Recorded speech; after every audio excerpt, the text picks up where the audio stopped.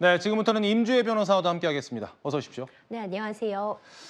충북 충주에서 발생한 좀 충격적인 사건을 전해드리도록 하겠습니다. 화면으로 일단 같이 보시죠. 지금 보시면 길가에 어떤 SUV 차량이 있죠. 그런데 건물 쪽으로 돌진하더니 저렇게 카페를 들이받습니다. 그리고 운전석에서 누군가가 내렸습니다. 그러더니 다시 운전석에 탔고요. 차량을 후진시키는가 싶더니 다시 한번 카페를 향해서 돌진합니다. 이 남성, 알고 보니 카페 여주인을 살해한 혐의를 받고 있는데요. 당시 상황 관련된 목소리 준비했습니다.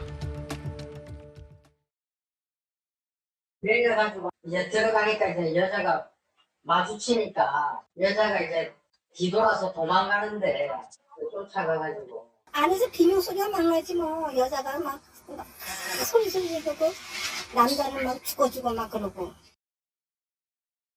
목격자의 목소리만 들어봐도 당시 상황이 얼마나 끔찍했는지 가늠할 수 있을 것 같은데요. 이 카페 주인은 심정지 상태로 병원에 옮겨졌지만 결국 사망했습니다. 임주혜 변호사님, 네. 가해자 남성이 현행범 체포됐다고 하는데 도대체 왜 이랬다는 겁니까? 그렇습니다. 정말 끔찍한 사건이었는데요. 영상으로도 보셨지만 본인이 운전하고 있었던 그 SUV 차량을 그대로 카페 안으로 돌진시키는 걸 보실 수 있어요. 좀 무차별하게 그냥 차량을 갖고 밀고 들어간 건데 일단 다행히도 다른 손님들은 없었기 때문에 이 피해 여성 외에 다른 추가적인 인명 피해는 발생하지 않았습니다. 이렇게 차량으로 카페를 부수고 들어가서요. 흉기를 가지고 좀 무차별적으로 카페 여 사장을 이제 찔러서 심정지 상태로 병원에 옮겨졌지만 피해자는 끝내 의식을 회복하지 못했는데요.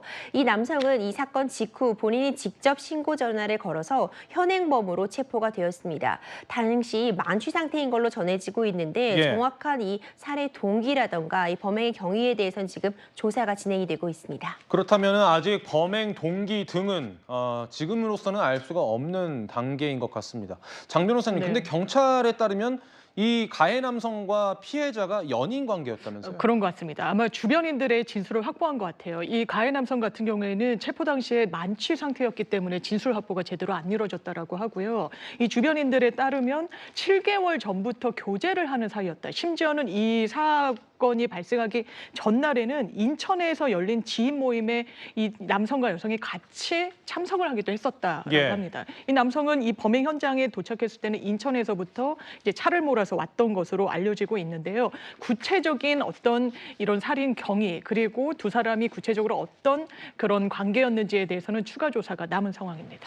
임 변호사님, 그런데 지금 정확한 피해자의 사인이 나오진 않은 상황인 것 같은데요. 흉기에 의해서 살해가 된 건지, 자동차로 들이받아서 피해를 당한 건지 여러 가지 지금 조사 쟁점들이 남아 있잖아요. 앞으로 경찰이 더 알아봐야 될 것들이 어떤 걸까요?